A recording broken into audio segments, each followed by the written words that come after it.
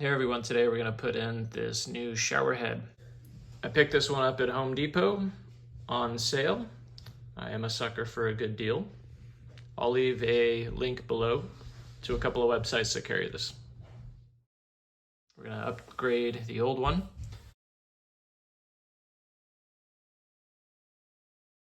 This one that's in here now is a low flow shower head.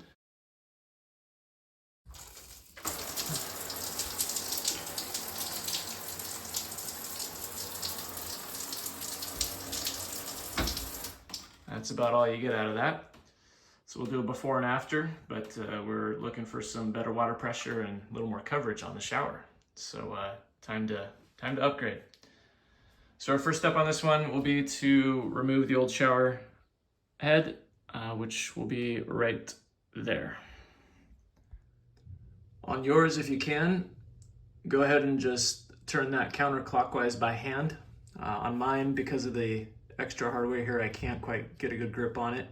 So I'm just going to use a pair of pliers.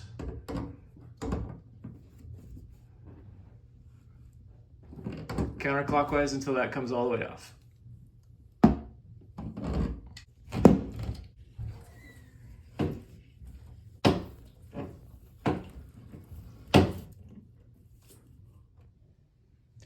All right, we'll get the shower head that has the threaded attachment coming out the back of it there. It's got a yellow sticker on it, reminding us to hand tighten only. So I'll take that off and we will attach it up in the shower there. Inside here, you see there is a black washer. That's called a filter screen washer. So it's in there, don't lose it, don't let it fall out, or just pop it back in if it does. And I'm just gonna go ahead and keep the tape that's here. It's not terribly old, it's in decent shape. So I'm just gonna keep that here. Now with the new shower head, we'll put it right on and it's just all gonna move as one piece. Okay, so just turn that whole head as one. Clockwise.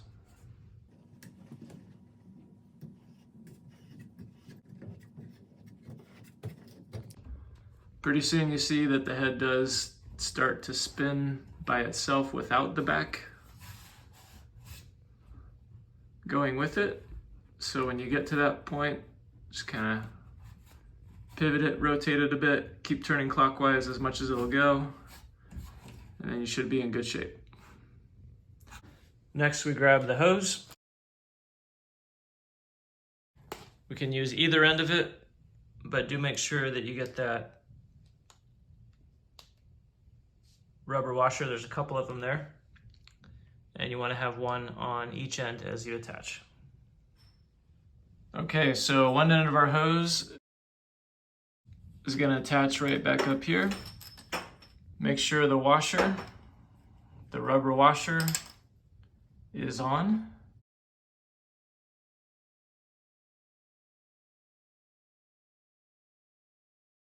Make sure that rubber washer is in there like that, and go ahead and attach up there and hand tighten.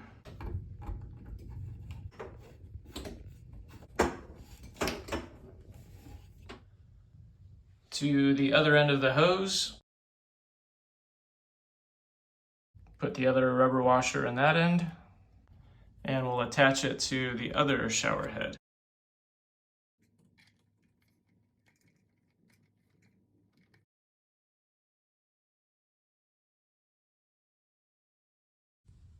And then this secondary head hangs right on at the base of this one. Pretty convenient. So I'll put the camera down for a second and just hand tighten the two hose connections to make sure I got it. I'll also see if I can hand tighten any more. The first connection we made to the existing line there. Once I do that, I'll turn the water on and test it out. Okay, let's see what we get.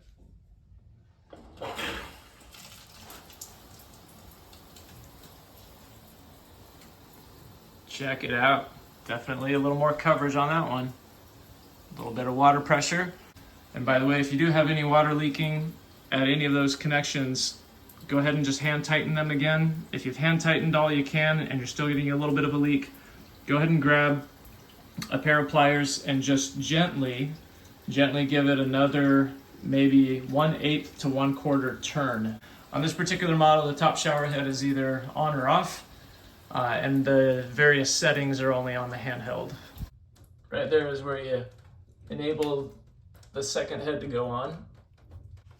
And it looks like that's just gonna be a clockwise turn, if I'm not mistaken. No, make that counterclockwise. Okay.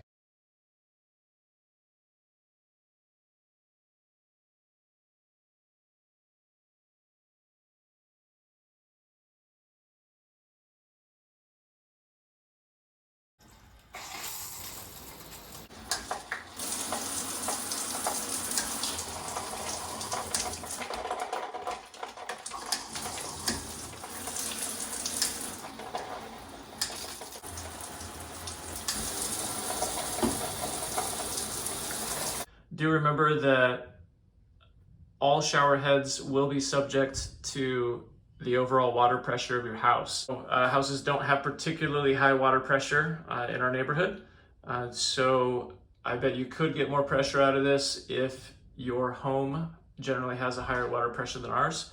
But as you could see, the before and after,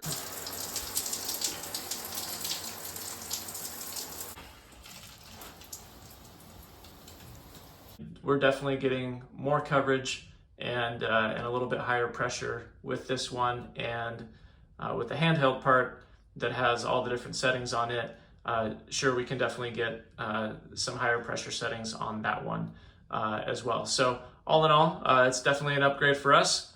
Comment below with any questions. Thanks for watching this one, and enjoy the new shower head. See you next time. Thanks.